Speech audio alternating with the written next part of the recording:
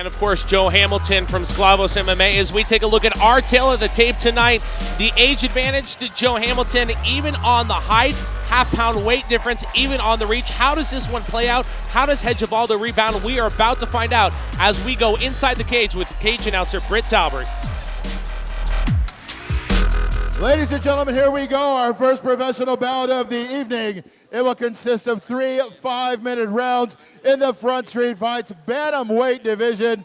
Let me introduce to you our fighters. First, fighting out of the red corner to my right, standing 5 feet 7 inches tall. He weighs in at 134.5 pounds with a record of 4 wins against just 1 defeat. He represents King Shark MMA. He is from Curitiba, Brazil. I give you Regivaldo Carvalho.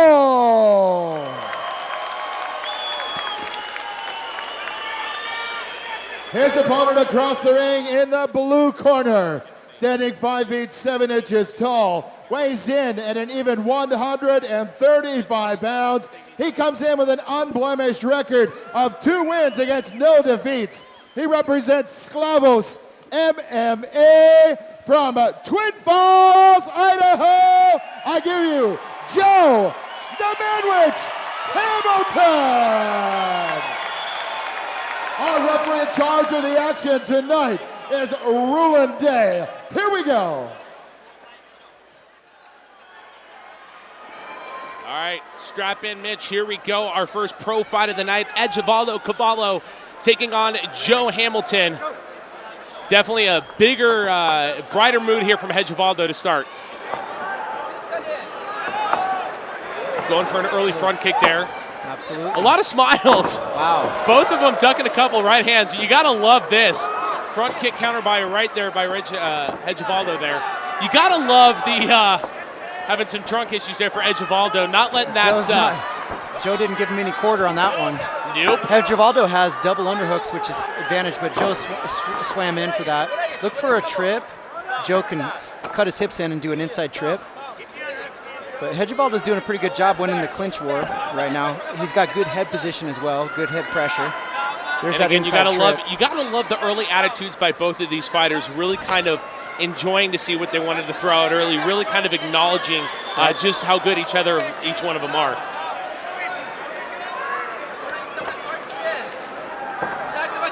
Now, don't forget, again, as we move on to the pro fights, each fight is 3 5-minute rounds, so definitely endurance is going to be a part of the game plan as we go along.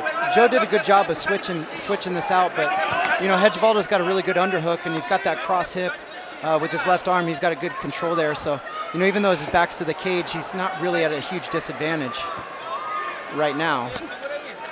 And you know, the good thing about Joe is, you know, he's a little bit shorter than Regivaldo, so he can kind of get his hips underneath and kind of win that pressure battle. Because when you're in the clinch against the cage, you want to get inside the guy's stance and get your hips lower than him. That center of balance, that center of base is really what you're both focusing on and jockeying for right here. A dangerous thing that Joe's doing is wrapping that leg. You know, I think a lot of times it's better just to step inside and get inside the legs with his right hip. Nice knee. All right. Another knee. Nice counter there from Regivaldo. Both kind of playing the cat and mouse game early on here in this first round. Get a little bit of a separation.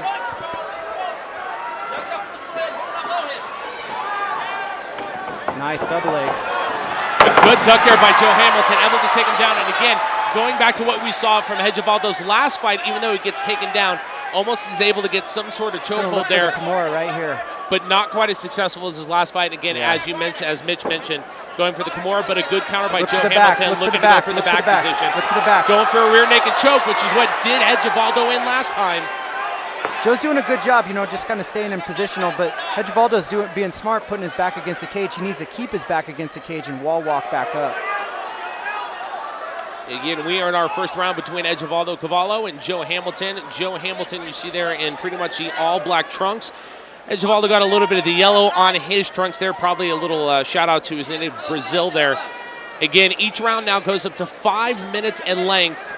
And Joe doing a really good job getting, again, Regivaldo back against the cage, this time away from his camp, so it's harder from here to the instructions, because not only is he against the cage on the opposite side, but he's got Joe Hamilton in between him and his coach. Yeah, absolutely. No, Regivaldo's looking to climb his guard, but, he should have just wall walked and got back up, He can still pull off something potentially, but I think Joe's too savvy to just fall for an arm. Hard right hand there by Joe Hamilton. He's got it coming again, flying with the lefts and rights. Regivaldo did a great job getting back up. Getting back up to his feet there, yeah. That's to eat a couple shots, at least you eat a couple and you get back up, and now, look at where he's at, But see, Regivaldo's leaning in. He needs to cut in with his hip more. Nice uppercut, though. Good dirty boxing. Wow. Couple elbows back and forth Joe's by hurt. each. Joe's hurt.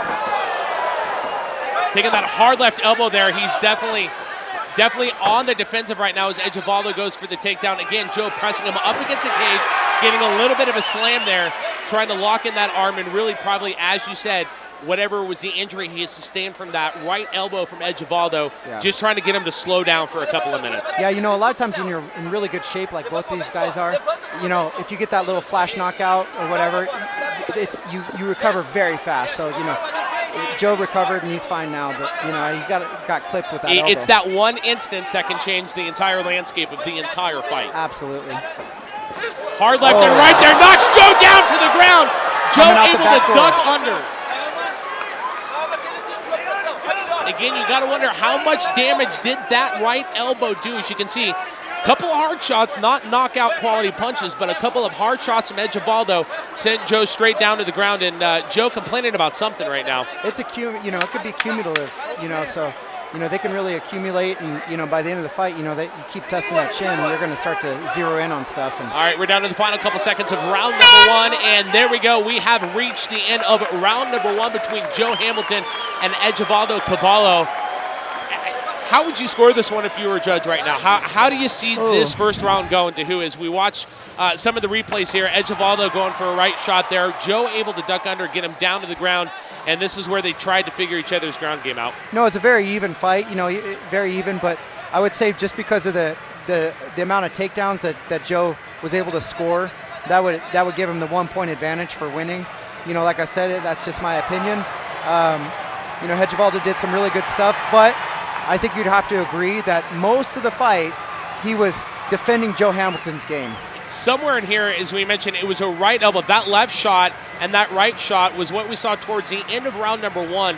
But going back a couple minutes prior to that, it was, again, when they were in the cage, in the corner of Joe Hamilton's side, where they both exchanged right elbows that seemed to connect about the same time. Obviously, Regivaldo's got a little bit more of Joe. Absolutely.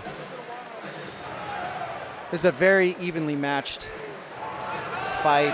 And, Regivaldo, like I said, is doing what I was hoping he would do. Is, this is MMA, not jiu-jitsu, so, that's probably a strength, but, he's doing really well with mixing it up and doing some stuff. He just needs to work a little bit more on some wrestling from the clinch. All right, Roland Day, our referee, gives the action, the signal action, and we are underway in round number two between Regivaldo Carvalho and Joe Hamilton. And shout out to everybody watching from Twin Falls, Idaho. We appreciate you watching tonight and hoping you're enjoying Joe's fight this far.